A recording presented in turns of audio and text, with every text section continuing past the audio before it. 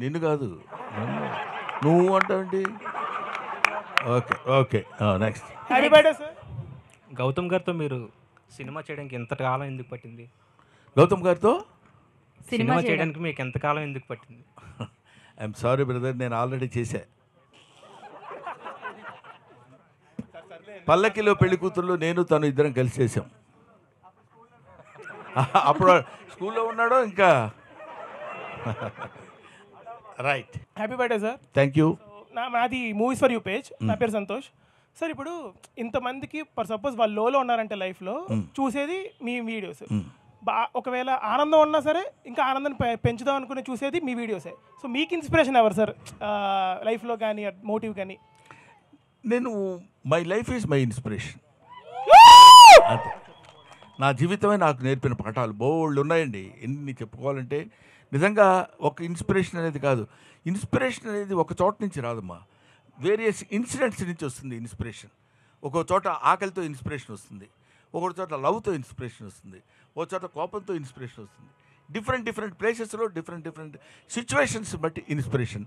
దాన్ని మనం క్యాచ్ చేసుకుని మన రిపర్టరీలో ఉంచుకోగలిగితే, మన బ్యాగ్లో ఉంచుకోగలిగితే, నీకు ఆ క్యారెక్టర్ రైజ్ అయినప్పుడు ఆ క్యారెక్టర్లో మీరు రిపర్టరీ పెట్టగలుగుతారు, సక్సెస్ అవ్వగలుగుతారు. హాయ్ సార్, మీ ఓన్ సన్తో స్క్రీన్ షేర్ చేసుకోవడం ఎలా అనిపించింది సార్?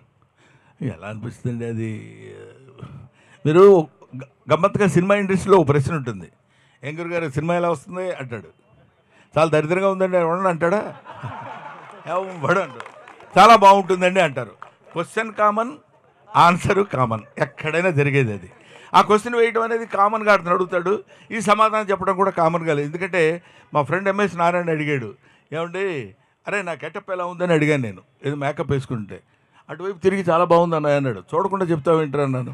చూసినా అదే ఆన్సర్ కదా అన్నాడు. అలాగా ఓన్ బ్లడ్తో యాక్ట్ చేస్తున్నప్పుడు జనరల్గా కాదు, డెఫినెట్గా హ్యాపీగా ఉంటుంది. Thank you. ఫస్ట్ టైం మీరు తాత క్యారెక్టర్ అన్నప్పుడు ఎక్స్ప్రెషన్ ఏంటి sir?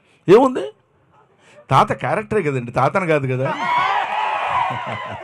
Hi sir, happy birthday Guruji. Thank you. ఇది మరీ బాగుంది పేజ్ విజయ్ సార్. మాకు బ్రహ్మాండం రోజు ఏదైనా ఉందంటే అది మీ బర్త్డే సార్. సార్ అలాగే మీకు లైఫ్లో ఏమన్నా బ్రహ్మాండమైన రోజు ఉందంటే అది ఏం చెప్తారు సార్? ఇంకా అంటే ఇది కొంచెం అతిగా ఉంటుంది నా ఆన్సర్. డెఫినెట్గా నాకు తెలుసు, ప్రతిరోజు నాకు బ్రహ్మాండమైన రోజే. పర్టికులర్గా నా గురించి ఎందుకు చెప్తున్నానంటే, బ్రహ్మాండమైన రోజు అని మనల్ని మనం బ్రహ్మాండంగా రోజుని క్రియేట్ చేసుకుంటాం తప్ప మన కోసం బ్రహ్మాండమైన రోజు ఎప్పుడూ రాదు. ఏదైనా జరిగే ఇన్సిడెంట్ని మనల్ని మనం హ్యాపీగా ఉంచుకున్నప్పుడు అది ఆ రోజు మనకు బ్రహ్మాండమైన రోజు. ప్రతిరోజును మనం బ్రహ్మాండంగా ఉంచుకోవడం కోసం ప్రయత్నం చేయాలి. చూడగానే అన్నాడు అనుకుంటే చూడండి ఫేస్ ఎలా ఉందో, అది బ్రహ్మాండంగా ఉండదు. ఏమ్మా బాగున్నావా అన్నప్పుడు బ్రహ్మాండంగా ఉంటుంది. సో ఇది that is in our hands. You cannot get happiness from out side, you have to generate happiness by your self.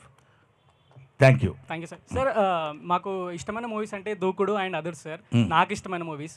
So Mahesh Babu గారితో ఎన్టీఆర్ గారితో స్క్రీన్ షేర్ చేసుకోవడం ఎలా అనిపించింది సార్ మీకు?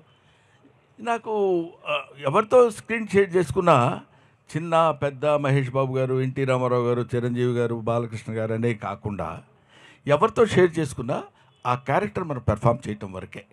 దానికి ఎంతవరకు మనం జస్టిస్ చేయగలుగుతున్నాం అనే ఆలోచనే తప్ప ఎదుటి ఎవరున్నారనేది కాదు. కీర్తిశేషులు వైఎస్ఆర్ గారితో కూడా నేను చేశాను, రాజశేఖర రెడ్డి గారితో కూడా.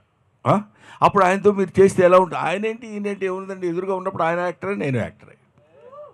Thank you. Thank you sir.